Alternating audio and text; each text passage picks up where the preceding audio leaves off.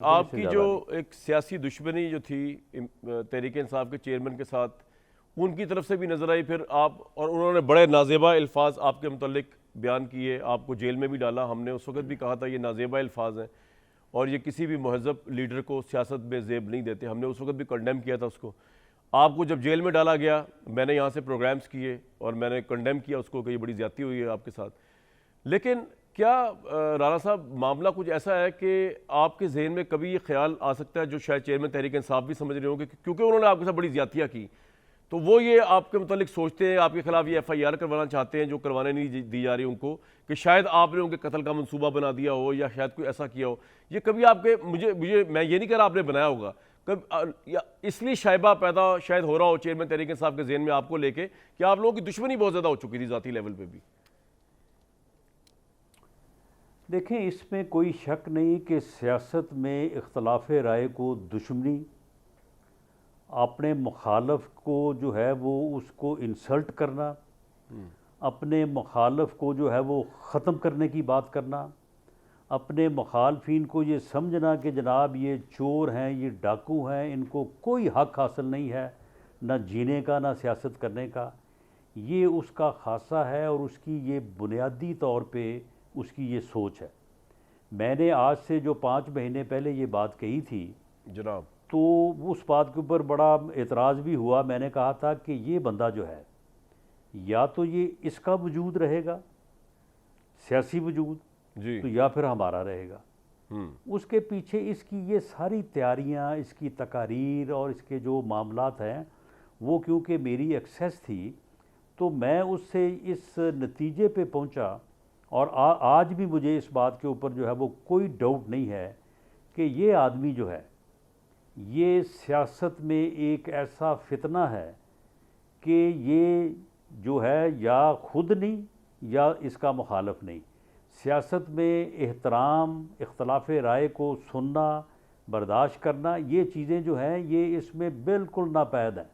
ये किसी कीमत पे अपने मुखालफिन के साथ ना बैठने को तैयार तो है। आपके दिल में कभी ये नहीं आया कि चेयरमैन तहरीक इंसाफ को दुनिया से मिटा दिया जाए? ये आपके दिल में कभी नहीं आया, तमाम तर दुश्मनी के बावजूद, सियासी दुश्मनी के बावजूद? नहीं, सियासी तौर पे तो मैं समझता हूँ कि सियासत में ऐसा फितना और ऐसा नसूर जो है वो किसी भी मुआशरे की जो है वो बदकिस्मती का बायस है। नहीं होना चाहिए। एक ऐसा आदमी जो ये कहे पार्लिमानी जमहूरी सिस्टम में कि इससे बेहतर है कि मैं मर जाऊं अपने मुखालफिन के साथ बैठने या बात करने से और ये बातें करे जब इक़्तिदार में हो कि जी मेरे पास इख्तियार हो तो मैं 500 बंदों को फांसी पे लगा दूं। चाइना का कानून बड़ा अच्छा है, फ़लाँ मुल्क का बड़ा अच्छा है, वहाँ पे लोगों को जो है वो इस तरह से फांसी लगा दी जाती है। 5000 लोगों के ख़त्म करने की भी उस वक्त बातें हुई। तो मामला ये है कि इसके सियासी वजूद की हद तक तो मैं बिल्कुल इस बात से मुतफिक हूँ। लेकिन उनको फिजिकली एलिमिनेट करने का कभी आपके जहन में नहीं आया? इस मुल्क और कौम के लिए जो नुकसानदेह है, लेकिन फिजिकली उसके अगर वो सियासत से पीछे हट जाए या वो सियासतदान ना हो या ना होता तो हमारा उसके साथ कोई झगड़ा नहीं है, हमारा उसके साथ कोई मामला नहीं है। राणा साहब, ये जो खवातीन बंद हैं, इनके खिलाफ भी मिलिट्री ट्रायल में केस चल सकता है या इनको कोई लिवरेज मिल सकता है जो खवातीन बंद की गई हैं?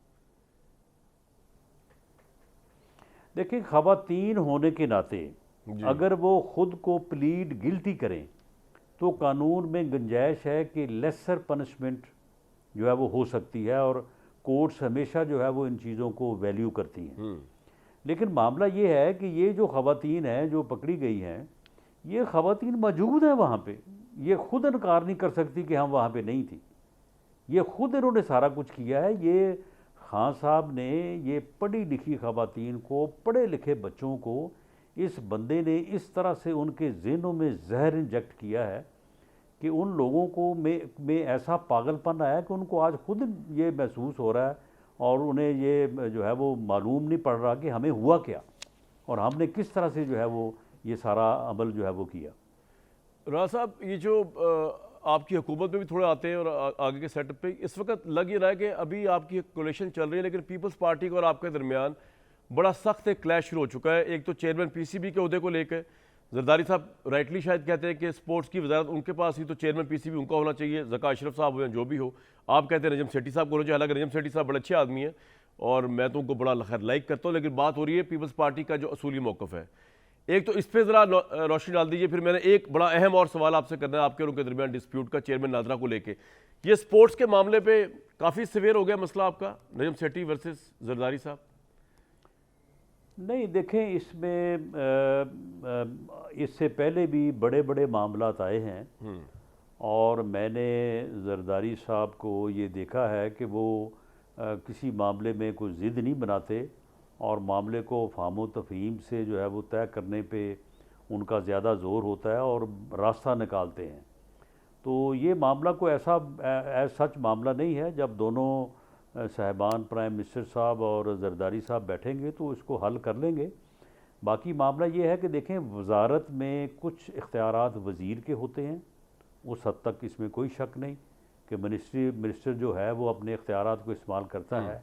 लेकिन इवन देन बाज़ तैनातियाँ ऐसी होती हैं कि वो प्राइम मिनिस्टर का जो है वो प्रोगेटिव होता है, तो वो तैनातियाँ जो प्राइम मिनिस्टर नहीं करनी है।